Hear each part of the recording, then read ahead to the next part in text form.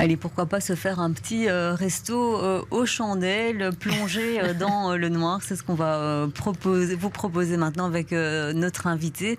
Et donc, on parle de Bruxelles in the Dark. Alors, ce n'est pas un nouveau festival, mais c'est bien une action qui sera menée par le secteur Horeca suite à la flambée des prix de l'énergie. Bien sûr, les restaurants sont touchés, comme tous les autres secteurs, par ce problème. Pia Renaudot, bonjour. Bonjour. Renaudat, bonjour. Renaudat, pardon. Ce n'est pas comme le prix. Donc, vous êtes du Petit Mercado, qui est un marché-restaurant qui se situe à Saint-Gilles, et vous êtes l'une des initiatrices de cette action. Et donc, on va voir avec vous en quoi elle va consister, cette action. Alors, c'est vrai que, Pia, on a eu envie de vous recevoir, tout d'abord, parce que c'est une action qui est plutôt intéressante, mais moi, j'ai bien aimé le communiqué que j'ai envie de partager, tout d'abord avec nos auditeurs, parce que vous ne manquez pas d'humour. Et ça, c'est important, parce que dans cette situation de crise, il faut rester fort. Et on sent que cette communication, elle va permettre de faire de grandes choses. Alors, je le lis du 29 septembre au 2 octobre. Alors, vous citez tous les établissements de l'Horeca qui vont participer. On peut citer le Café Flora ou le vôtre, le Petit Mercado, par exemple. Et bien d'autres encore serviront une carte sans gaz ni élec et ou à la lumière des bougies. Venez donc tenir la chandelle avec l'Horeca bruxellois et retrouver le programme de chacun des bars et restos participants sur les réseaux sociaux. Sortez les briquets. Fait trop dark dans nos cuisines. J'ai bien aimé et je trouve que ça dit tout, ça en dit long. Elle va consister exactement en quoi, cette action ? Effectivement, vous avez bien résumé. L'idée, c'est de faire d'une nouvelle assez catastrophique quelque chose de chouette au maximum. L'idée est née dans mon cerveau et celui de Pierre Millour, qui a le restaurant Liès à Saint-Gilles. Et l'idée, c'est comment on fait si on ne peut pas se servir de l'énergie. À long terme, c'est absolument impossible, mais comment faire peut-être sur un service. Et donc, l'idée, c'est de ne pas allumer l'électricité, pas allumer le gaz, mais d'accueillir quand même les clients.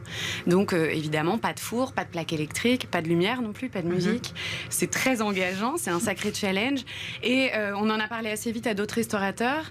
Et on s'est dit que ça pouvait être sympa de faire chacun un service sur plusieurs jours. Voilà, c'est comme ça qu'on est devenu une dizaine de restaurateurs à proposer cet événement qui s'étend sur 4 jours. Donc ce ne sera pas pendant 4 jours dans tous les établissements. Trop grand challenge.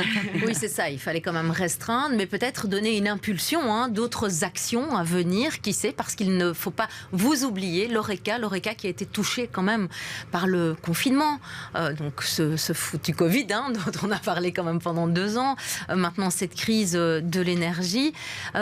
Comment vous vous sentez, vous ? Est-ce que vous sentez abandonné par les pouvoirs publics ? Vous avez l'impression qu'on n'est pas assez attentif au secteur ?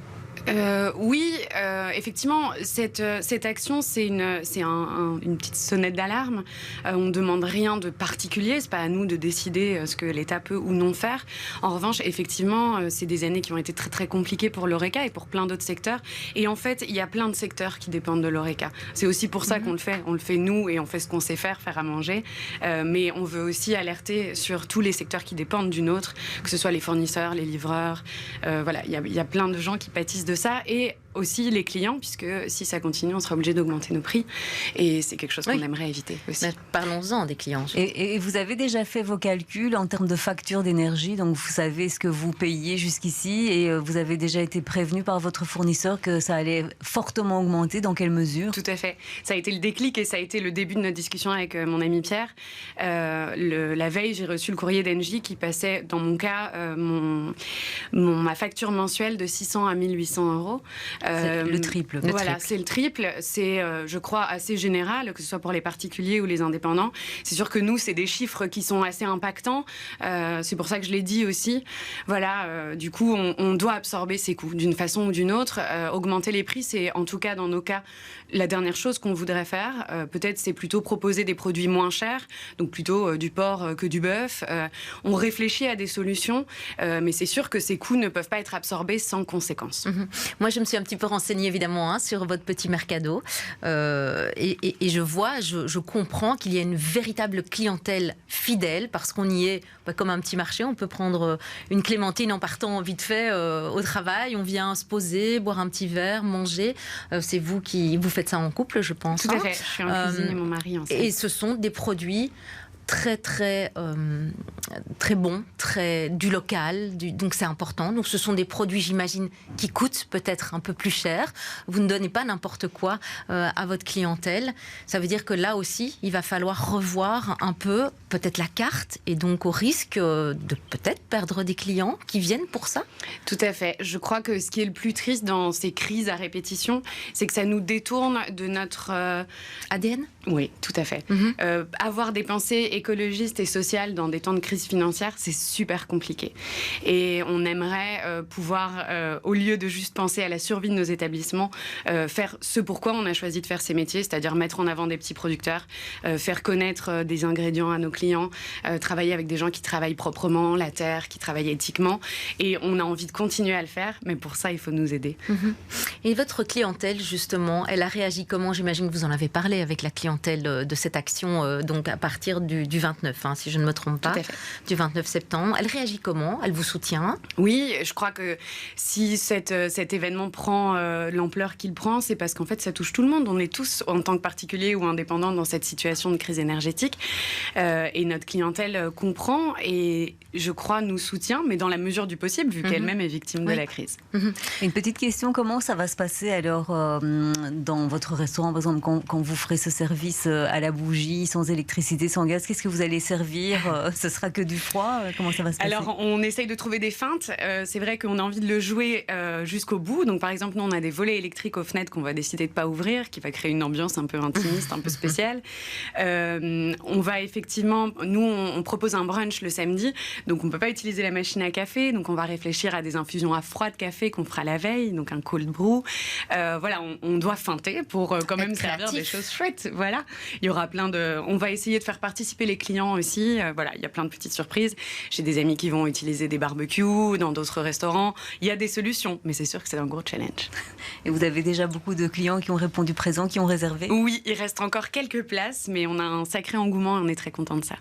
Alors c'est vrai que ça va peut-être créer une nouvelle impulsion, qui sait, ça va peut-être vous donner aussi des envies, donc il faut toujours voir le côté positif des choses. Mais vous, quel est votre message par rapport au pouvoir public ou par rapport aux auditeurs qui nous écoutent? Ce serait quoi le message? Le message, effectivement, c'est pas une demande précise, c'est... ça devient très compliqué de continuer à faire des choses chouettes. On essaye. Ici, on propose quelque chose qu'on espère ludique, amusant, mais aussi qui est vraiment une sonnette d'alarme. Le message, c'est aidez-nous parce qu'on ne va plus réussir à être très rigolo pendant longtemps. Aidez-nous, donc il y a vraiment, c'est un véritable appel à l'aide. Oui. Est-ce que vous avez des contacts justement, peut-être avec d'autres pouvoirs publics, peut-être à d'autres niveaux, des niveaux peut-être pas au sommet des pouvoirs publics, mais vous avez des échanges? Est-ce que vous essayez d'avoir des contacts? Pour l'instant, on travaille, on est en lien aussi avec la fédération de l'Oreca, qui, elle, est plutôt en lien avec les pouvoirs publics. Moi, c'est pas mon métier, je ne sais pas du tout quelles mesures demander, je ne suis pas politicienne et voilà, je fais à manger.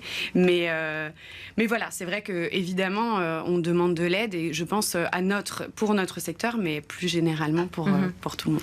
Eh bien, rappelons cette action donc, du 29 septembre au 2 octobre et ça vaut le coup de passer par là. Donc, ce sont tous des restaurants, des établissements de Saint-Gilles? Alors, par la force des choses, comme nous sommes beaucoup de copains, il y a beaucoup d'établissements qui sont à Saint-Gilles, mais ça s'étend à tout Bruxelles. Et s'il y a d'autres restaurants qui veulent participer, on est toujours ouvert. C'est encore possible de vous rejoindre. Tout à fait. C'est intéressant évidemment de le signaler. L'appel est lancé. Merci Pia Renaudin d'avoir été notre invitée aujourd'hui. Et puis on peut donc le rappeler qu'il est encore possible de réserver dans certains de ces établissements pour participer à ce mouvement un peu militant, on va dire comme ça. Pour les clients, c'est aussi être un petit peu militant dans ce sens-là.